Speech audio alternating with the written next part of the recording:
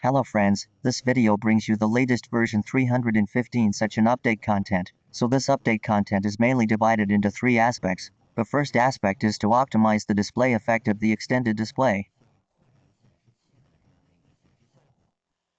The second part is to optimize the display of docklight in some scenarios. And the third part of the main content is to add such a network neighbor function. And the rest are some simple optimizations for some scenarios.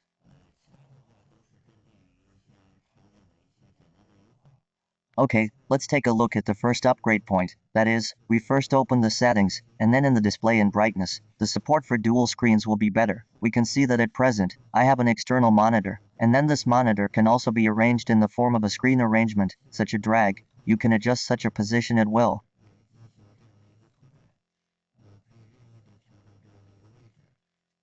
And then this is a new feature. And then the other thing is that the display size is still the same as before, only two gears can be selected, that is, in 1080p mode, it will be displayed very, very large, in the state of 2K and 4K, it will be displayed better. So this point needs to be noted, that is, the display above 2K will be more normal.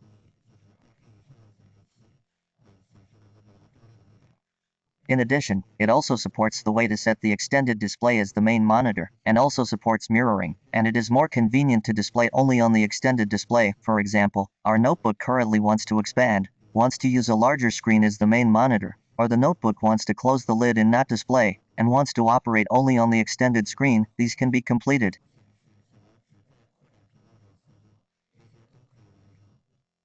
In addition, when everyone is recording, it can also let you click to select which monitor you want to record. And then the second function is this Docker bar. Docker bar, when we used to watch videos when we opened Station B, it had a certain chance that you could not hide the Docker bar when you were in full screen, and now this version fixes this bug. And then the third is to add a network neighbor function, which is very, very useful in office scenarios.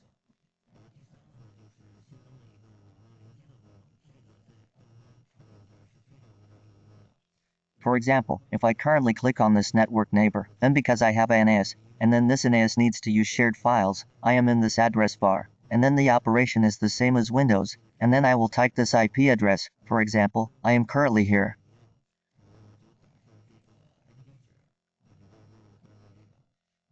And then it also supports outward copying, as well as inward copying. These copies are fine, and then, but at the moment, it doesn't support right-clicking to such a permanent bar like Windows, and it doesn't support adding to such a disk. So this is a point that needs to be improved. And then the other thing is that if a computer shares a printer, there is no way to add it through this form, and currently only supports access through file sharing, which is a little bit to be noticed.